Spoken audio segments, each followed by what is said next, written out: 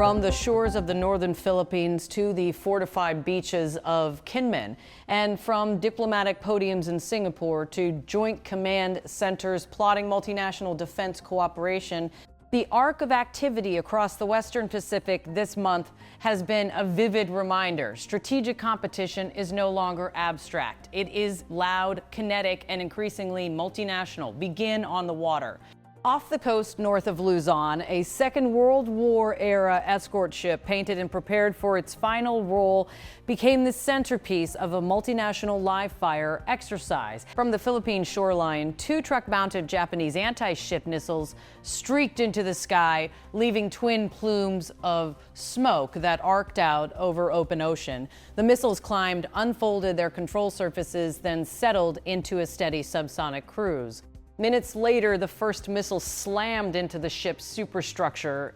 An immense explosion ripped metal and spray high into the air. Fragments rained into the sea. Observers and nearby decks and platforms reacted immediately. Applause, handshakes, relief. The second missile arrived seconds behind, but missed its mark. Still, the old hull took on enough damage, and with follow-on strikes from other systems, the vessel sank beyond the horizon. The exercise ended with a clear message about combined strike capability and coastal defense integration. Complementing the Japanese missiles were American rocket artillery and marine anti-ship assets. U.S. rocket systems, including artillery units frequently identified with their long-range precision capability, participated in synchronized strikes against the target vessel, coordinated through shared situational awareness networks. Unmanned platforms, both long-endurance and tactical drones, performed persistent reconnaissance, relaying video and targeting data to shore stations and launch batteries. The combined picture was of a multinational coastal interdiction network, integrating sensors, shooters, and planner. This to complicate any adversary's movement through a contested archipelago. That operational reality speaks to a broader diplomatic and strategic shift. A decade ago, the image of Japanese missiles firing from Philippine territory would have been almost inconceivable. Today, it is both an operational reality and a political signal. Tokyo and Manila are deepening defense ties, transferring platforms and access rights, and rehearsing how to cooperate under stress. For Japan, staging missile batteries in the Philippines extends deterrent reach and strengthens the so-called first island chain posture. For the Philippines, access to more capable partners and modern systems accelerates a long-needed military modernization and enhances resilience against coercive pressure at sea. The exercise also highlighted familiar technical frictions. Some systems that excel in land campaigns have limits at sea. Mobile rocket launchers, for example, can deliver powerful strikes but lack dedicated maritime. Target tracking sensors that requires sophisticated integration with airborne or naval surveillance assets to keep a moving target in the engagement loop. Exercises like Balikatan are where those scenes get found, exposed, and catched, not abstract concerns, but real-time challenges to get right when minutes count. While the exercises off Luzon drew the cameras, similar preparations were underway much closer to the Chinese coast. On May 13, the Kinmen Defense Command of Taiwan conducted a live fire drill designed to replicate a Chinese amphibious landing against the outlying islands just off the mainland. The operation employed a combined arms mix that read like a compact defense textbook. Heavy artillery and coastal guns synchronized with 155 mm howitzers and 120 mm mortars. Anti-armor systems such as Javelin missiles engaging simulated landing forces and mechanized armored units, older main battle tanks, and tracked personnel carriers maneuvering into prepared obstacles. Tactical UAVs were pushed into continuous reconnaissance roles, feeding data into digital command nets equipped with team awareness kit software to accelerate decision cycles and unit common operating pictures. The drills on Kinmen were emphatic in their message. An island's defenders intend to use every available tool to make any assault prohibitively costly.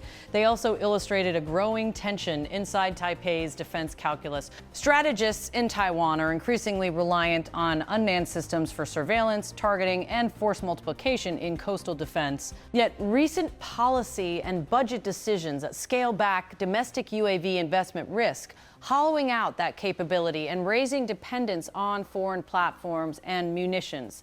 An Australian defense analyst looking across the region warned that such reductions could undermine Taiwan's layered detection and lethality posture at a moment when maritime reconnaissance and quick distributed targeting are essential. Whether Taipei reverses course or doubles down on foreign procurement will shape how resilient its coastal defenses are in a crisis. Taken together, these events sketch a region preparing for a range of contingencies. Allies and partners are practicing together more extensively, and their exercises are increasingly realistic. Live fire, multinational command elements, logistics rehearsals, and integrated sensor shooter chains. There is an unmistakable movement toward distributed defense, where literal states, allied land forces, and maritime units cooperate to deny an adversary easy access to critical approaches. That posture reflects both an operational necessity and a political choice to make coercion costlier and to build networks that raise the threshold against miscalculation. At the same time, the choreography of capability raises questions about escalation and risk control. Live missile firings, ship sinkings, and the regular rehearsal of island defense are aimed at deterrence, yet any missive calculation at sea can produce rapid, dramatic consequences. The second missile's miss in the Philippines sinking exercise is a small technical detail with larger symbolic resonance in friction-filled environments. Even well-rehearsed operations have uncertainty, and uncertainty can feed confusion in crisis. That is why allied exercises increasingly include communications drills, legal and humanitarian contingencies, and safety corridors to limit the chance that routine training becomes unintended provocation. For the Philippines, the widening of defense cooperation with Japan and the continued tight partnership with the United States is reshaping strategic options. Manila has accepted transfers of naval hulls and patrol aircraft from Japan, adopted bilateral access arrangements that allow more complete training on Philippine soil, and is modernizing force structure to better defend its maritime approaches. Those moves are pragmatic. They expand surveillance, shore up interdiction capacity, and deepen interoperability with partners who share mutual concerns about freedom of navigation and state coercion. The message is both deterrent and defensive. Manila is building the capacity not to be easily bullied in its own waters. Working more closely with neighbors is a recalibration of post-war posture. Deploying missile systems overseas, even in allied exercises, signals a willingness to project layered defense beyond immediate national territory when coordinated with partners. Japanese defense ministers have described a rapidly changing security environment and argued that these steps are necessary to protect national and regional interests. The political calculus in Japan is shifting as well. Revising doctrine, accelerating procurement, and seeking interoperability are all part of a broader national effort to shoulder a larger regional security role. Across the water in Taipei, the imperative is survival. Small islands and offshore outposts are the first line where a larger power's amphibious doctrine would be tested. That is why Kinmen's live fire rehearsals and the deployment of mobile anti-armor and anti-ship systems are not symbolic gestures. They are practical steps to deny or delay any attempt at seizure. Yet those local preparations cannot stand alone. They require resilient logistics, redundancy, and surveillance, particularly UAV networks, and an alliance architecture that can complicate adversary planning across multiple domains simultaneously. Finally, the diplomatic chorus reminds us of another truth. Rules matter. When heads of government and regional leaders speak up for maritime law, they are doing more than issuing rhetoric. They are defending a framework that governs economic rights, deconfliction, and dispute management. In waters where competing claims and strategic aspirations intersect, international law remains one of the few instruments able to channel competition into adjudication rather than confrontation. Where does this leave the region? The short answer is that the Western Pacific is moving toward a posture of layered multinational deterrence, coastal missile networks, interrated maritime surveillance, allied interoperability, and realistic island defense rehearsals. Those developments increase defensive capacity and, in theory, should reduce the likelihood of successful coercion, but they also highlight the growing density of military activity and the importance of calibrating training, transparency, and crisis communications to prevent accidents from spiraling. As these exercises conclude and military return to their bases and barracks, the political work begins in earnest.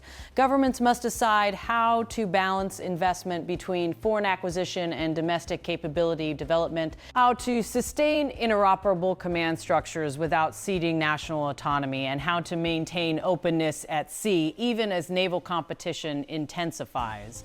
For small and medium states in the Aegean, those decisions carry high stakes. The choices about platforms, budgets, and alliances will determine whether they can deter coercion and protect their economic lifelines in the years ahead.